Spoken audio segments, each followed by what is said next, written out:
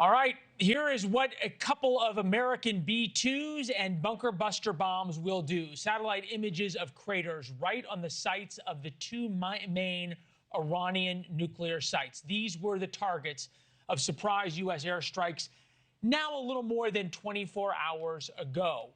What we do not know and what the satellite images do not show is the damage underground. We don't know what has happened to the Iranian centrifuges, their laboratories, their enriched uranium that they so carefully hid and protected with 300 feet of reinforced concrete. And we are at one of the most consequential times in world history. If you think about inflection moments since perhaps the Cuban Missile Crisis, this is one of those inflection moments. Not only for the world, but for American troops and for all of us here at home. Thanks for joining us. Special edition of News Nation tonight, live from the nation's capital. I'm Leland Vittert. The world is bracing right now for Iran's response. 24 hours after those bombs dropped on President Trump's orders, and as the Israeli mission to destroy Iran's nuclear program continues, the ball in this war, this exchange, is in Iran's court. And their next move will shape the future of the Middle East as we know it. The President of the United States has said any attack on American military facilities or American service members or Americans will be met with overwhelming force.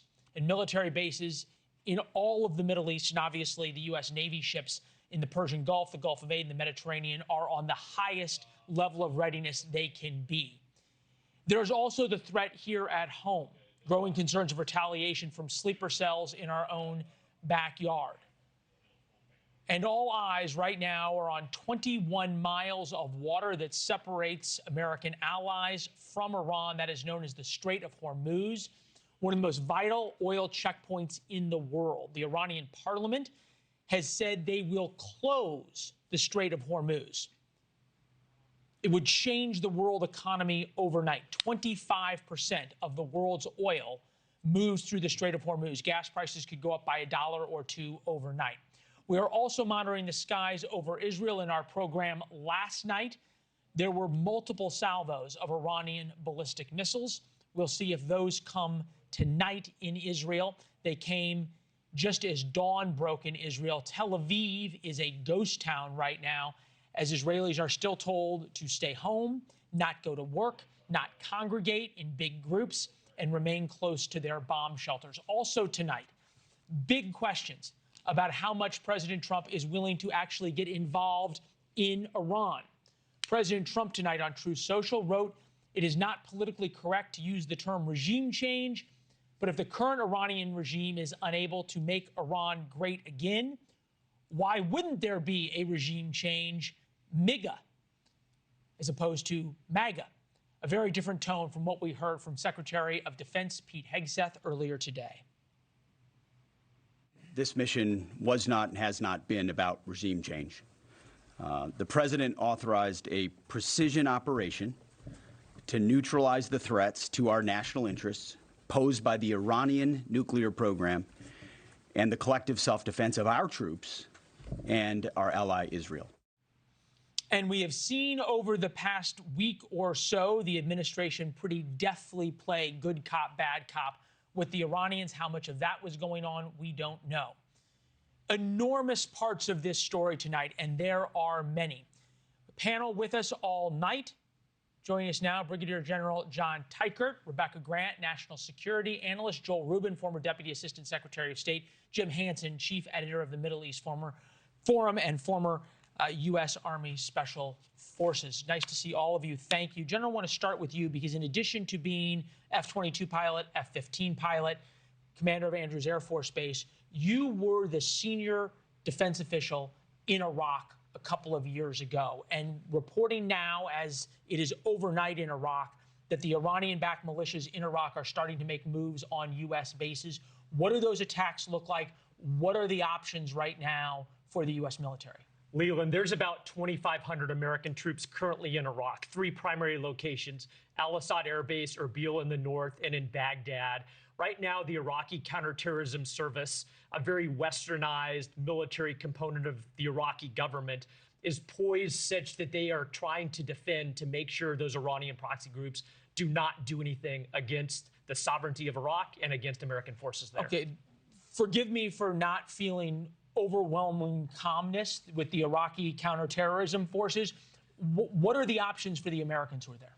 In addition to those CTS forces, those 3 locations are currently defensively postured so that they can counter rockets, so that they can counter drones, and so that they can protect the sanctity and the sovereignty of those bases around the perimeter. Okay, so we have a couple of maps there, and that also includes, obviously, there's U.S. forces also in Syria, where the Iranians have a lot of forces still there. If you were to look at this, is this the most obvious place the Iranians can respond? If you're going with a proxy attack, then the answer is yes, in Iraq specifically, because of the number of troops, American troops, and the array of Iranian-aligned militias. But I think also we must consider the ballistic missile threat from Iran that could attack a variety of military installations in the region, but also diplomatic facilities and economic interests of the United States. Joel, you've obviously studied the Iranians for a long time. You were part of the original Iran deal. You were a big proponent of it. I think you have now changed your viewpoint over the past few years of how to look at Iran. But it is noteworthy, for all of their bluster, they really have not done much in the past 24 hours. And I am wondering if that is because what we talked about last night, which is the overwhelming amount of U.S. military power that is poised around them, and that the U.S. military has been very public about bringing in. Well, you know, Leland, this strike last night did not occur in a vacuum. There has been a long lead into this, the Israeli strikes over the past week and a half or so. But even prior to that, during the Biden administration, multiple strikes back and forth, Israel hitting sites, hitting defensive systems, knocking them out inside of Iran. And so their response opportunities are very limited and constrained. In addition to their defensive capabilities being knocked out, Hezbollah has been wiped out in terms of its ability to hit Israel, Hamas in Gaza, the list goes on and on. Even with the Arab states, they've had a warming of relations with Saudi, with the Gulf states and others. So striking those countries who have said they don't want to have anything to do with the attack from last night is not a viable option either. So they're very limited in where they can go. Rebecca, something interesting happened is quietly and with the amount of operational security as the B-2 attacks were done under, which was extraordinary. We're going to get into just sort of how remarkable what happened over the past 24 hours is. We heard from the Secretary of Defense and the chairman earlier today about it. But for as quietly as that is done, the U.S. has been very overt about how much it has moved into the Middle East. Carrier air wings, fighter air wings, submarines that they used to launch Tomahawks, a huge amount of naval assets. What do we make of the overt nature of telegraphing to the Iranians what we have?